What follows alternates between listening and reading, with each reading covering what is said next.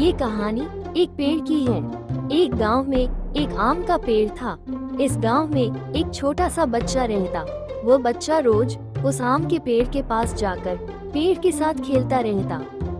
वो बच्चा उस पेड़ पर चढ़ता, आम खाता और फिर बाद में आराम से उस पेड़ के नीचे सो जाता। उस बच्चे को पेड़ के साथ खेलना बहुत ही अच्छा लगता। उस बच्चे के साथ खेलने में पेड़ को भी बहुत ही खुशी मिलती। अब वो बच्चा थोड़ा बड़ा हो जाता है।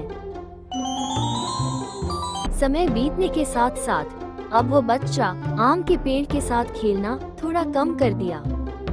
एक दिन की बात है, एक बार वो बच्चा आम के पेड़ के पास आता है। वो बच्चा बहुत ही दुखी था। चलो बेटा खेलते हैं। मैं अब बच्चा नहीं रहा जो तुम्हारे साथ खेलूं। अब मैं बड़ा हो चुका हूँ। मुझे अब खिलौने चाहिए और खिलौने खरीदने के लिए पैसे चाहिए। माफ करो बेटा, लेकिन मेरे पास तो पैसे नहीं हैं। लेकिन तुम मेरे ऊपर लगे मीठे आम तोड़ सकते हो। मेरे आम को अगर तुम बाजार में जाकर बेचोगे तो तुम्हें बहुत सारा पैसा मिलेगा। वो बच्चा ये सुनते ही बहुत ही खुश हो गया। उसके बाद उस बच्चे ने पेड़ के सारे आम तोड़ लिए। उसने जमा किया और वो सारे आम लेकर खुशी खुशी वहाँ से चला गया। लेकिन बहुत दिनों तक वो बच्चा उस पेड़ के पास नहीं आया। ये सब देखकर बेचारा आम का पेड़ बहुत ही दुखी हो गया। ऐसे ही कुछ साल बीत जाते हैं। अब वो बच्चा बड़ा हो जाता है।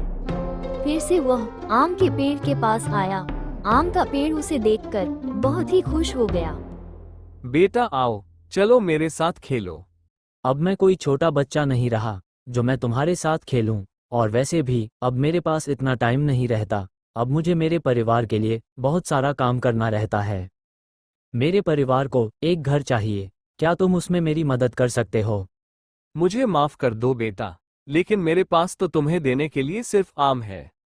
तुम मेरे सारे आम तोड़ लो और मेरी शाखाएं तोड़ लो, उससे तुम्हारा घर बन जाएगा। ऐसा सुनते ही उस आदमी ने पेड़ के सारे आम तोड़ लिए और शाखाएं काटने लगा और उन्हें साथ में लेकर वहां से खुशी खुशी चला गया। शाखाएं टूटने के बावजूद आम का पेड़ बहुत ही खुश था। लेकिन इसके बाद वो आदमी वहां पर कभी नहीं आया और पेड़ बेचारा उसकी राह देखता रहा। कुछ सालों बाद फिर से वो आदमी पेड़ के पास आया। उसे देखकर पेड़ बहुत ही खुश हुआ। आओ बेटा, बोलो तुम्हें इस बार क्या चाहिए? क्या तुम मेरे साथ खेलने के लिए आए हो? नहीं, अब मैं बूढ़ा हो गया हूँ। अब मैं तुम्हारे साथ नहीं खेल सकता। मुझे अपने बेटे से मिलने जाना है। लेकिन रास्ते में नदी आती है और नदी पार करने के लिए मुझे नाव चाहिए। क्या तुम मुझे नाव दे सकते हो? तुम मुझे पूरी तरीके से काट दो और उससे तुम नाव बना लो। उसके बाद तुम अपने बेटे से मिल सकते हो। फिर क्या था, उस आदमी ने उस पेड़ को भी काट दिया। उसके बाद वो उससे नाव बनाया और अपने बेटे के पास चला गया। फिर वो बहुत सालों तक वापस नहीं आया। ऐसे ही बहुत साल बीत गए। बहुत साल बाद फिर से वो वापस आया। अब वो पूरी तरीके से बूढ़ा हो चुका था। उसे देखकर आम का पेड़ बहुत ही खुश हो जाता है। मुझे माफ करना बेटा, लेकिन अब मैं तुम्हें कुछ नहीं दे सकता। मेरे पास अब कुछ भी नहीं है। मेरे आम तो कब के खत्म हो गए। कोई बात नहीं, अब मैं आम खा भी नहीं सकता क्योंकि मेरे सारे दांत टूट चुके हैं। अब खेलने के लिए शाखाएं भी नहीं है। अब तो मैं भी बहुत ही बूढ़ा हो चुका हूँ। अब मैं आपकी शाखाओं पर चढ़ भी नहीं पाता। मेरे पास सच में अब कुछ भी नहीं बचा। मैं तुम्हें कुछ भी नहीं दे सकता। इतना बोलकर आम का पेड़ रोने लगा। अब मुझे किसी भी चीज की जरूरत नहीं है। अब मैं थक चुका हूँ। अब मुझे आराम करना है। तब तो अच्छा है, पेड़ की जड़ें आराम करने के लिए उत्तम मानी जाती है। आओ मेरे ऊपर बैठो, आराम करो। बूढ़ा आदमी आम की जड़ों पर बैठ गया। ये सब देखकर पेड़ की आंखों में से आंसू निकल आए। आम का पेड़ बरसों से अपने दोस्त का इंतजार कर रहा था। आज उसका इंतजार पूरा हुआ।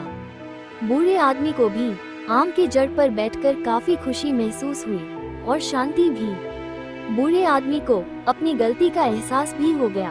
अब उसने वहीं पर अपने प्राण त्याग दिए।